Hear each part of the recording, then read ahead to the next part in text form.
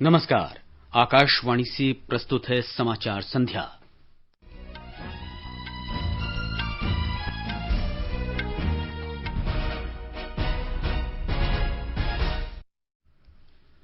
प्रधानमंत्री नरेंद्र मोदी ने कृषि विधेयकों के पारित होने की सराहना की। भारतीय कृषि इतिहास में इसे क्रांतिकारी क्षण बताया। प्रधानमंत्री ने दोहराया, न्यूनतम समर्थन मूल्य और सरकारी खरीद की प्रक्रिया जारी रहेगी। केंद्रीय मंत्री राजनाथ सिंह ने राज्यसभा में विपक्षी सदस्यों के हंगामे की निंदा की। विपक्ष पर किसानों को गुमराह करने का आरोप लगाया। कोविड से स्वस्थ होने की दर बढ़कर 79.68% हुई। प्रधानमंत्री कल बिहार में 14,000 करोड़ रुपए से अधिक की 9 राजमार्ग परियोजनाओं की आधारशिला वीडियो कॉन्फ्रेंसिंग के माध्यम से रखेंगे। और सिमोना हालेप गार्बिनिया मुगुरुजा को हराकर इटली ओपन टेनिस के फाइनल में पहुंची।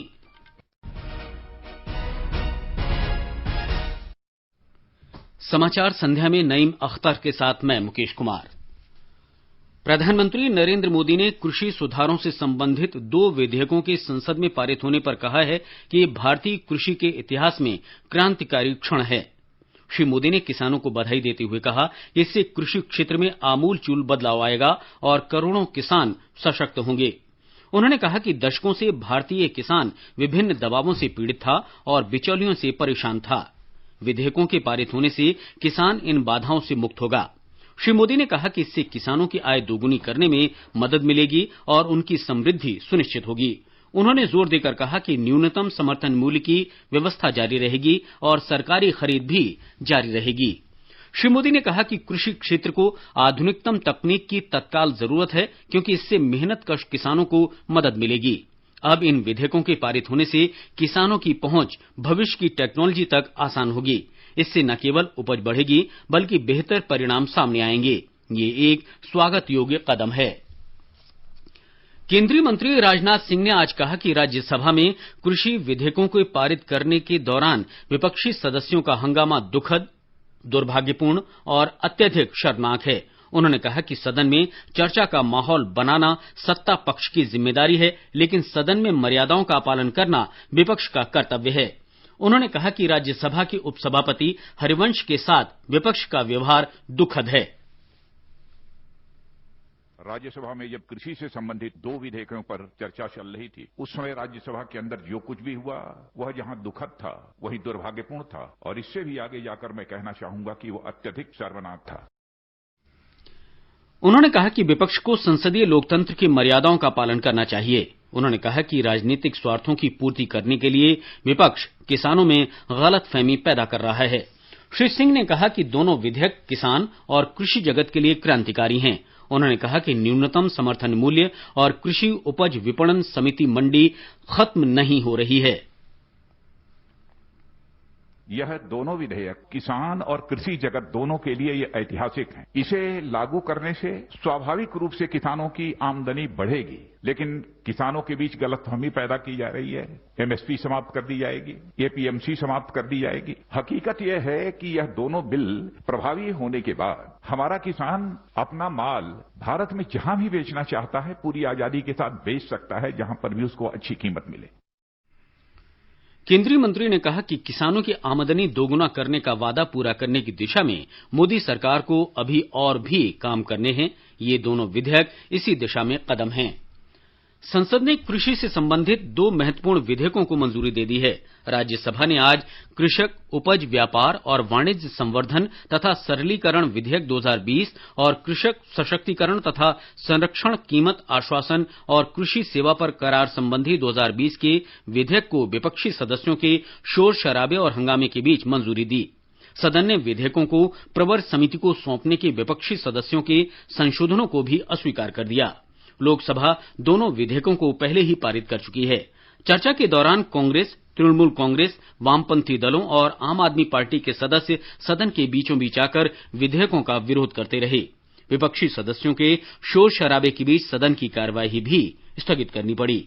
जब सदन की बैठक फिर से हुई तो सदन के मार्शल सभापति के आसन को घेरे हुए थे और विपक्षी सदस्यों के हंगामे और नारेबाजी के बीच सदन ने दोनों विधेयकों को पारित कर दिया।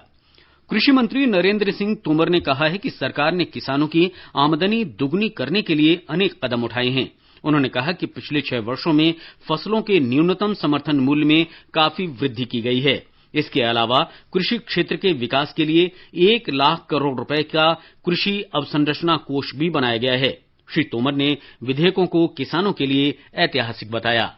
ये दोनों बिल ऐतिहासिक हैं और किसानों के जीवन में क्रांतिकारी बदलाव लाने वाले हैं। इस बिल के माध्यम से किसान को अपनी फसल किसी भी स्थान से किसी भी स्थान पर मनचाही कीमत पर बेचने की स्वतंत्रता होगी। इन विधेयकों से किसान को महंगी फसलें पैदावार करने का अवसर मिलेगा।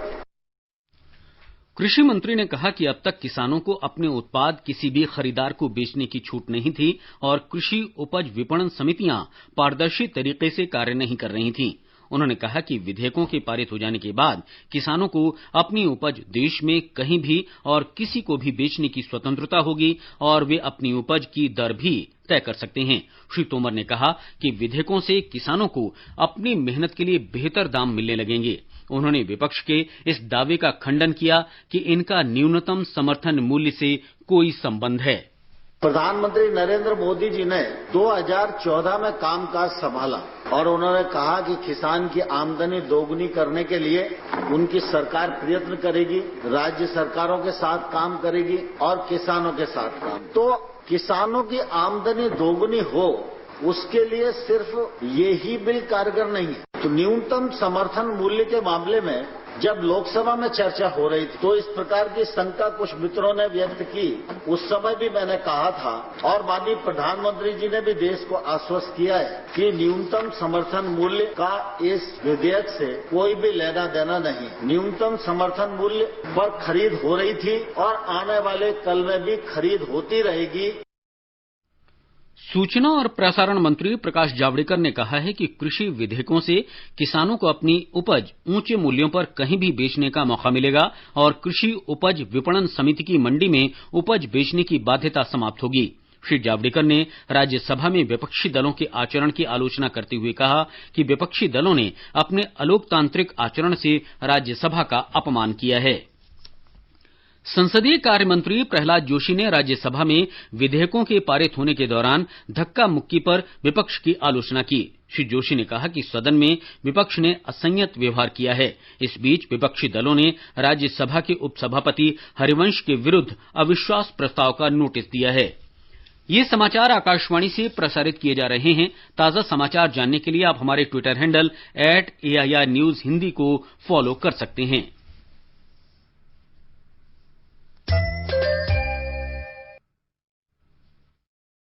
ये आकाशवाणी है। देश में पिछले 24 घंटे में कोविड के सबसे अधिक 12,06,000 जांच हुई हैं। अब तक कुल 6 करोड़ 36 लाख से अधिक कोविड परीक्षण कराए जा चुके हैं। पिछले 24 घंटे में देश भर में 94,000 से अधिक रोगी स्वस्थ हुए हैं। मंत्रालय ने कहा है कि देश में स्वस्थ होने की दर 79.68% हो गई है। अब तक कुल 43 लाख से अधिक कोरोना रोगी इलाज के बाद ठीक हुए हैं। एक दिन में 92,605 नए मरीजों का पता चलने से देश में रोगियों की कुल संख्या 54 लाख से अधिक हो गई है। स्वास्थ्य मंत्रालय ने कहा है कि जांच, निगरानी और उपचार की रणनीति पर कारगर तरीके से अमल के कारण स्वस्थ होने की दर बढ़ी है, जबकि मृत्यु दर में गिरावट आई है। इस समय देश में कोरोना की वजह से मृत्यु दर 1.61% है, जो दुनिया में सबसे कम है। सरकार ने आज कहा कि कोविड महामारी को देखते हुए देशव्यापी लॉकडाउन लगाने से संक्रमण के लगभग 29 लाख मामले कम करने और लगभग 75,000 मौतें टालने में मदद मिली है। स्वास्थ्य राज्य मंत्री अश्विनी कुमार चौबे ने राज्यसभा में एक लिखित उत्तर में कहा कि 4 महीने की अवधि का उपयोग स्वास्थ्य संबंधी बुनियादी ढांचे, मानव संसाधन बढ़ाने और PPE किट, N95 मास्क और वेंटिलेटर जैसे महत्वपूर्ण उपकरण देश में ही तैयार करने के लिए किया गया। सार्वजनिक क्षेत्र के बैंकों ने पिछले 3 वित्त वर्ष में जानबूझकर कर्ज न लौटाने वालों से 10,000 करोड़ रुपए से अधिक की राशि वसूल की है। वित्त राज्य मंत्री अनुराग ठाकुर ने आज राज्यसभा में एक लिखित उत्तर में कहा कि पिछले वित्त वर्ष में जानबूझकर कर्ज न लौटाने वालों पर सार्वजनिक और निजी क्षेत्र के बैंकों की 12,300 करोड़ रुपए बकाया थे। उन्होंने कहा कि सार्वजनिक क्षेत्र के बैंक इन मामलों की जानकारी केंद्रीय अन्वेषण ब्यूरो को देते हैं। वर्ष 2018 से इस वर्ष अगस्त तक सार्वजनिक क्षेत्रों के बैंकों के 512 मामले दर्ज किए गए और इनमें से 269 मामलों में कार्रवाई शुरू की गई। राष्ट्रपति रामनाथ कोविंद ने कहा है कि जम्मू कश्मीर को ज्ञान और नवाचार का केंद्र बनाने के लिए राष्ट्रीय शिक्षा नीति पर संकल्पबद्ध होकर अक्षरशः पालन करना जरूरी है। जम्मू कश्मीर में नई शिक्षा नीति पर एक सम्मेलन में राष्ट्रपति ने कहा कि भारत अपनी विशाल जनसंख्या के कारण बड़ी अच्छी स्थिति में है, लेकिन इसका फायदा तभी है जब नौजवानों को कौशल का प्रशिक्षण मिले, वे पेशेवर कार्यों में दक्ष हों और सही अर्थों में शिक्षित हों। उन्होंने कहा कि राष्ट्रीय शिक्षा नीति में त्रिभाषा सूत्र की परिकल्पना अत्यंत महत्वपूर्ण है और इससे लोगों को विभिन्न भाषाओं की जानकारी के साथ साथ राष्ट्रीय एकता को बढ़ावा देने में भी मदद मिलेगी। प्रधानमंत्री नरेंद्र मोदी कल बिहार में 14,258 करोड़ रुपए की लागत वाली 9 राजमार्ग परियोजनाओं की आधारशिला वीडियो कॉन्फ्रेंस के माध्यम से रखेंगे। इनमें 4,258 करोड़ रुपए की लागत से लगभग 350 किलोमीटर की राजमार्ग परियोजनाएं शामिल हैं। इन सड़कों से बिहार और आसपास के इलाकों में बेहतर संपर्क सुविधा उपलब्ध होगी और आर्थिक विकास को बढ़ावा मिलेगा। प्रधानमंत्री 4 लेन के 3 बड़े पुलों का भी उद्घाटन करेंगे।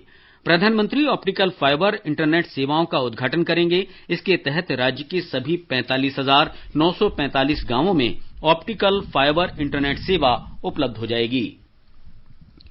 भारत ने मालदीव सरकार को कोविड महामारी के कारण हुए आर्थिक नुकसान से निपटने के लिए $25 करोड़ की वित्तीय सहायता उपलब्ध कराई है। मालदीव के विदेश मंत्री अब्दुल्ला शाहिद ने कहा कि भारत ने महामारी के इस कठिन दौर में एक सच्चा मित्र होने का सबूत दिया है। एक ऐसी महामारी जिसने हमें अपनी सीमाओं और अपने घरों को बंद करने को मजबूर किया है, लेकिन हमारे मित्रों ने हमेशा की तरह ये साबित कर दिया कि ये महामारी उन्हें अपने दिल के दरवाजे बंद करने पे मजबूर नहीं कर पाई और भारत ऐसे मुश्किल समय में भी हमारा एक महान मित्र रहा है। ये सहायता मालदीव के राष्ट्रपति इब्राहिम मोहम्मद स्वालेह द्वारा प्रधानमंत्री नरेंद्र मोदी से आर्थिक सहायता की मांग के बाद उपलब्ध कराई गई है। इसे मालदीव सरकार के लिए आसान शर्तों पर उपलब्ध कराया गया है। ये समाचार हमारी वेबसाइट newsonair.com/hindi और हमारे mobile app news on AIR पर भी उपलब्ध हैं। All India Radio presents World News. News and views from across the globe. What happened? What is up next? The newsmakers and the highlights of the day. Every day at 10:20 p.m. in the night. On 100.1 FM, All India Radio.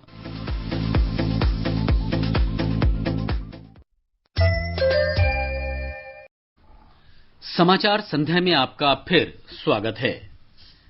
अब प्रस्तुत है संसद में आज की कार्यवाही की समीक्षा। पहले पेश है राज्यसभा की समीक्षा। लेखक हैं पीटीआई भाषा के अनवारुल हक। संसद ने कृषि उपज व्यापार और वाणिज्य संवर्धन और सुविधा विधेयक 2020 और कृषक सशक्तिकरण एवं संरक्षण कीमत आश्वासन समझौता और कृषि सेवा पर करार विधेयक 2020 को मंजूरी दे दी। राज्यसभा ने इस विधेयक को विपक्षी सदस्यों के शोर शराबे और हंगामे के बीच आज मंजूरी दी। सदन ने विधेयकों को प्रवर समिति को सौंपने के विपक्षी सदस्यों के संशोधनों को भी अस्वीकार कर दिया। विपक्ष ने सदन में उस समय हंगामा किया जब सरकार ने दोनों विधेयकों को पारित कराने पर जोर दिया। हंगामे के कारण बैठक को कुछ देर के लिए स्थगित भी करना पड़ा। लोकसभा में ये विधेयक पहले ही पारित हो चुके हैं। कृषि एवं किसान कल्याण मंत्री नरेंद्र सिंह तोमर ने दोनों विधेयकों पर एक साथ हुई चर्चा का जवाब देते हुए कृषि उपज एवं कीमत आश्वासन संबंधी विधेयकों को किसान हितैषी बताया। उन्होंने कहा कि किसानों की उपज के न्यूनतम समर्थन मूल्य एमएसपी की व्यवस्था के तहत खरीद हो रही है और यह आगे भी जारी रहेगी। तोमर ने कहा कि ये ऐतिहासिक विधेयक हैं और इनसे किसानों के जीवन में क्रांतिकारी परिवर्तन आएंगे। कुछ विपक्षी दलों के सदस्यों ने दोनों विधेयकों को किसान विरोधी करार देते हुए आसन के समीप आकर भारी हंगामा किया। इन विधेयकों पर कई विपक्षी दलों का तर्क है कि ये विधेयक एमएसपी प्रणाली द्वारा किसानों को प्रदान किए गए सुरक्षा कवच को कमजोर कर देंगे और बड़ी कंपनियों द्वारा किसानों के शोषण की स्थिति को जन्म देंगे। चर्चा के दौरान कांग्रेस, तृणमूल कांग्रेस, शिरोमणि अकाली दल जैसे दलों ने विधेयक को संसद की प्रवर समिति को भेजने की मांग की। कृषि मंत्री नरेंद्र सिंह तोमर ने कहा कि इससे प्रतिस्पर्धा बढ़ेगी, किसानों को उनकी उपज के लिए लाभकारी मूल्य दिलाना सुनिश्चित होगा।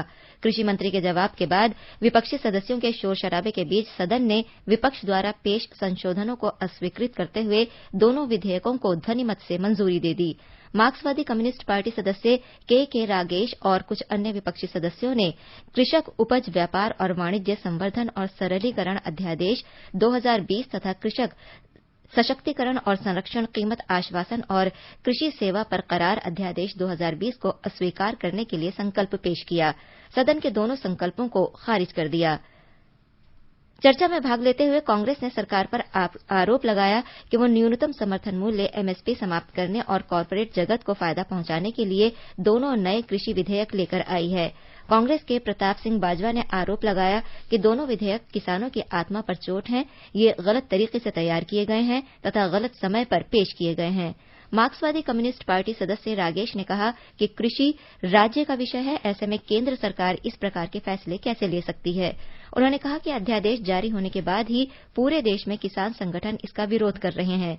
भाजपा के भूपेंद्र यादव ने कहा कि इन दोनों विधेयकों की परिस्थिति पर विचार किया जाना चाहिए। उन्होंने कहा कि किसान 70 साल से न्याय के लिए तरस रहे हैं और ये विधेयक कृषि क्षेत्र के सबसे बड़े सुधार हैं। उन्होंने कहा कि दोनों विधेयकों से किसानों को डिजिटल ताकत मिलेगी और उन्हें उनकी उपज की बेहतर कीमत मिल सकेगी। समाजवादी पार्टी के रामगोपाल यादव ने कहा, ऐसा लगता है कि कोई मजबूरी है जिसके कारण सरकार जल्दबाजी में है।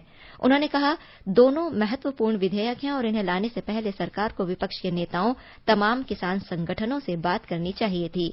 शिरोमणि अकाली दल के नरेश गुजराल ने दोनों विधेयकों को पंजाब के किसानों के खिलाफ बताते हुए उन्हें प्रवर समिति में भेजने की मांग की। शिरोमणि अकाली दल के ही एसएस ढींढसा ने भी सरकार से इस मुद्दे पर व्यापक चर्चा करने और दोनों विधेयकों को प्रवर समिति में भेजने की मांग की। राष्ट्रवादी कांग्रेस पार्टी के प्रफुल्ल पटेल ने कहा कि सरकार को इन विधेयकों को लाने से पहले विभिन्न पक्षों से बातचीत करनी चाहिए थी। आम आदमी पार्टी के संजय सिंह ने कहा कि दोनों विधेयक पूरी तरह से किसानों के खिलाफ हैं। समाज न्याय एवं अधिकारिता राज्य मंत्री रामदास अठावले ने दोनों विधेयकों को किसानों के हित में बताया और कहा कि इससे उन्हें बेहतर बाजार मिल सकेगा। तृणमूल कांग्रेस के डेरेक ओब्रायन ने दोनों विधेयकों को प्रवर समिति में भेजे जाने की मांग की।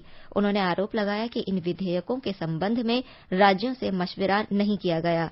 जनता दल यूनाइटेड के आरसीपी सिंह ने विधेयकों का समर्थन करते हुए कहा कि लंबे समय बाद किसानों के लिए कोई नीति आई है। उन्होंने कहा कि विधेयक पारित होने के बाद किसानों को अलग अलग विकल्प मिलेंगे। राष्ट्रीय जनता दल सदस्य मनोज झा ने ठेके पर खेती को लेकर सवाल उठाया और कहा, ऐसी खेती में नकदी फसलों पर ही जोर दिया जाता है। उन्होंने किसानों की समस्याओं पर संपूर्णता से विचार करने की जरूरत पर बल दिया। बहुजन समाज पार्टी के सतीश चंद्र मिश्रा ने कहा कि किसान देश की रीढ़ की हड्डी हैं। उन्होंने कहा कि किसानों का मौजूदा आंदोलन इस आशंका के कारण हो रहा है कि एमएसपी बंद हो जाएगा। शिवसेना के संजय राउत ने सवाल किया कि अगर ये विधेयक सुधार के लिए है तो पंजाब हरियाणा के किसान सड़कों पर क्यों हैं। कांग्रेस के शक्ति सिंह गोहिल ने कहा कि ये विधेयक किसानों को नुकसान पहुंचाने वाले हैं। कांग्रेस के अहमद पटेल ने सरकार पर निशाना साधते हुए कहा, ये पैकेजिंग, मार्केटिंग और मीडिया को मैनेज करने में माहिर है। पूर्व प्रधानमंत्री और जनता दल सेक्युलर के एचडी देवेगौड़ा ने भी किसानों की भलाई की जरूरत पर बल दिया। चर्चा में भाजपा के एसएस नागर, बीजू जनता दल के अमर पटनायक, तेलुगु देशम पार्टी सदस्य के रविंद्र कुमार, बीपीएफ विश्वजीत देमारी, आईयूएमएल के अब्दुल वहाब, अन्ना द्रमुक के एसआर बालासुब्रमण्यम, एलजेडी के एमवी श्रेयमस कुमार, टीएमसी एमजी के वासन, भारतीय कम्युनिस्ट पार्टी के विनय विश्वम, द्रमुक के टी शिवा और टीकेएस इलान गोवन, टीआरएस के केशव राव, वाईएसआर कांग्रेस के विजय साई रेड्डी, आप के सुशील कुमार गुप्ता, तृणमूल कांग्रेस के डोला सेन, कांग्रेस के अखिलेश प्रसाद सिंह आदि सदस्यों ने भी भाग लिया। इससे पहले शून्यकाल में राष्ट्रीय जनता दल के मनोज झा ने बिहार में कोरोना वायरस के संक्रमण और बाढ़ की दोहरी मार का मुद्दा उठाते हुए मांग की कि इस समस्या का स्थायी समाधान निकाला जाए। शून्यकाल में कांग्रेस के अखिलेश प्रसाद सिंह ने भी बिहार से जुड़ा मुद्दा उठाया। उन्होंने कहा कि बिहार के कोरोना वायरस संकट के कारण विभिन्न अदालतों में अपनी पूरी क्षमता से कामकाज नहीं हो पा रहा है, जिससे जमानत संबंधी मामलों की सुनवाई प्रभावित हुई है। बीपीएफ के विश्वजीत दैमारी ने सरकार से अरुणाचल प्रदेश में अवसंरचना के विकास को प्राथमिकता दिए जाने की मांग की। उन्होंने कहा कि अरुणाचल प्रदेश भौगोलिक दृष्टि से अत्यंत महत्वपूर्ण है। वहां की तमाम परिस्थितियों को देखते हुए अवसंरचना का विकास बहुत जरूरी है। शून्यकाल में ही भाजपा की सरोज पांडे ने छत्तीसगढ़ में स्वास्थ्य से जुड़ी आयुष्मान भारत योजना पूरी तरह लागू न किए जाने का मुद्दा उठाया। शून्यकाल में तृणमूल कांग्रेस के दिनेश त्रिवेदी ने एनईटी राष्ट्रीय पात्रता परीक्षा की तारीख बदलने की मांग की। उन्होंने कहा कि इस साल परीक्षा 23 अक्टूबर तक होगी, लेकिन 21 अक्टूबर से दुर्गा पूजा शुरू हो रही है। सुबह उच्च सदन की बैठक शुरू होने पर पूर्व प्रधानमंत्री और जनता दल एस नेता एचडी देवेगौड़ा ने राज्यसभा की सदस्यता की शपथ ली। अब सुनिए लोकसभा में कार्यवाही की समीक्षा। लेखक हैं पीटीआई भाषा के अविनाश।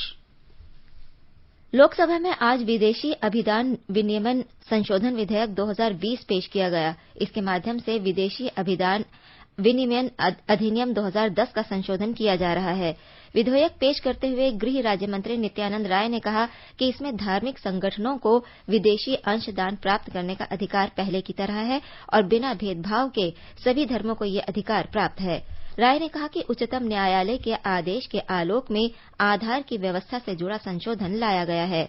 गृह राज्य मंत्री ने कहा कि हमारा उद्देश्य है कि कोई भी संगठन हमारी राष्ट्रीय सुरक्षा को बाधित नहीं करे और कोई खतरा पैदा नहीं हो। जिस उद्देश्य से पैसा मिला है उसी के लिए इस्तेमाल हो। उन्होंने कहा कि अगर कोई संस्था कानून के हिसाब से काम नहीं करती तो उस स्थिति में उसे नोटिस देते हैं, उनका पक्ष सुनते हैं और फिर जरूरी होता है तो कानून के हिसाब से कार्रवाई करते हैं। विधेयक पेश करने का विरोध करते हुए तृणमूल कांग्रेस के स्वागत राय ने कहा कि ये कुछ संगठनों को एफसीआरए की प्राप्ति रोकने का प्रयास है। कुछ लोग ही विदेशी अनुदान ले सकें, ऐसा प्रयास है। कांग्रेस के अधीर रंजन चौधरी ने कहा कि कभी कभी ऐसा लगता है कि सत्ता पक्ष के बजाय विपक्ष से सवाल किया जाता है। कांग्रेस के ही मनीष तिवारी ने कहा कि एफसीआरए के प्रावधानों को सख्त बनाने के बजाय लचीला बनाया जाना चाहिए। सदन में नियम 193 के तहत कोविड-19 वैश्विक महामारी पर चर्चा हुई। चर्चा की शुरुआत से पहले लोकसभा अध्यक्ष ओम बिरला ने कोरोना महामारी के दौरान सदन के सदस्यों की ओर से किए गए कार्यों की सराहना करते हुए कहा कि इस संकट के समय भी सदन की बैठक में बड़ी संख्या में पहुंचकर सांसदों ने देश को सकारात्मक संदेश दिया है। बिरला ने कहा कि इस सदन ने देश को राह दिखाई है। स्वास्थ्य सुरक्षा से जुड़े खतरे के बीच भी बड़ी संख्या में आकर आप सब ने सकारात्मक संदेश दिया है। आज कोविड जैसे गंभीर विषय पर चर्चा कर रहे हैं तो ये चर्चा रचनात्मक और सकारात्मक हो। उन्होंने इस बात पर जोर दिया कि हमारा प्रयास होना चाहिए कि हम कैसे देशवासियों को इस संक्रमण से सुरक्षित रख सकते हैं। सदस्य जो भी बात करें तो उसमें सुझाव दें ताकि कोरोना के खिलाफ लड़ने में मदद मिले। लोकसभा अध्यक्ष ने कहा कि लॉकडाउन के दौरान मैंने सभी सदस्यों से संपर्क किया। हर सदस्य ने गरीबों और समाज की मदद के लिए सक्रिय भूमिका निभा रहे थे। उन्होंने कहा कि आप लोग अपनी ओर से किए गए अच्छे प्रयासों को भी बताएं ताकि प्रेरणा मिले। इस चर्चा की शुरुआत करते हुए कांग्रेस सांसद शशि थरूर ने यह भी कहा कि सरकार को कोरोना वायरस की जांच और इससे निपटने के उपायों को लेकर अधिक पारदर्शिता का परिचय देना चाहिए। थरूर ने कहा कि जनवरी में ये संकेत मिल गया था कि यह वायरस खतरनाक है। जनवरी महीने में भारत पहला मामला आया। इसके बाद राहुल गांधी ने सरकार को आगाह किया था कि कोरोना वायरस संकट खतरनाक है और सरकार को समय रहते कदम उठाने पड़ेंगे। कांग्रेस सांसद के अनुसार ये सरकार की जिम्मेदारी है कि वो देश को विश्वास में ले, न कि लोगों को अंधेरे में रखे। उन्होंने सरकार पर तंज करते हुए कहा कि हम ये नहीं कहते थे कि महामारी नहीं थी, हम ये बता रहे थे कि तैयारी नहीं थी। थरूर ने कहा कि कांग्रेस की तरफ से कई रचनात्मक सुझाव दिए गए थे, लेकिन सरकार ने इन पर अमल नहीं किया। इन सुझावों में लोगों के खातों में पैसे डाले जाने का सुझाव प्रमुख था, लेकिन इसको भी क्रियान्वित नहीं किया गया। इससे पहले राज्यसभा में कृषि संबंधी विधेयकों को लेकर उत्पन्न स्थिति के मद्देनजर उच्च सदन के चैम्बर में स्थिति सामान्य होने पर भी लोकसभा की बैठक शुरू किए जाने के कांग्रेस के अनुरोध के बाद रविवार को निचले सदन की बैठक करीब 50 मिनट के लिए स्थगित कर दी गई। लोकसभा में कांग्रेस के नेता अधीर रंजन चौधरी के अनुरोध पर अध्यक्ष ओम बिरला ने निचले सदन की बैठक आरंभ होने के करीब 10 मिनट बाद शाम 4 बजे तक के लिए स्थगित कर दी। अध्यक्ष ओम बिरला ने कहा कि उन्होंने चौधरी और अन्य सदस्यों की बात सुनी है। उन्होंने कहा कि सभी का मत जानने के बाद मैं कह रहा हूं कि आज की बैठक में राज्यसभा का चैम्बर लोकसभा का हिस्सा नहीं होगा। बिरला ने कहा कि पूरा सदन कोविड-19 पर चर्चा चाहता है और देश को अच्छा संदेश जाना चाहिए। संसदीय कार्य मंत्री प्रहलाद जोशी ने कहा कि लोकसभा अध्यक्ष ने व्यवस्था दी है कि अगर लोकसभा का चैम्बर और गैलरी भर जाती है तो सदन स्थगित कर दिया जाएगा। यही भावना पूरे सदन की है। इसके बाद बिरला ने करीब 3:10 पर सदन की बैठक 4 बजे तक के लिए स्थगित कर दी। कोविड-19 पर चर्चा में भाग लेते हुए भाजपा के सांसद ने देश में कोरोना वायरस महामारी के बीच तमाम निर्णय समय पर लिए जाने का श्रेय केंद्र सरकार को देते हुए रविवार को कहा कि हमारे देश की बड़ी आबादी के बावजूद प्रधानमंत्री नरेंद्र मोदी ने नेतृत्व क्षमता का परिचय दिया और जनता उनके साथ खड़ी रही।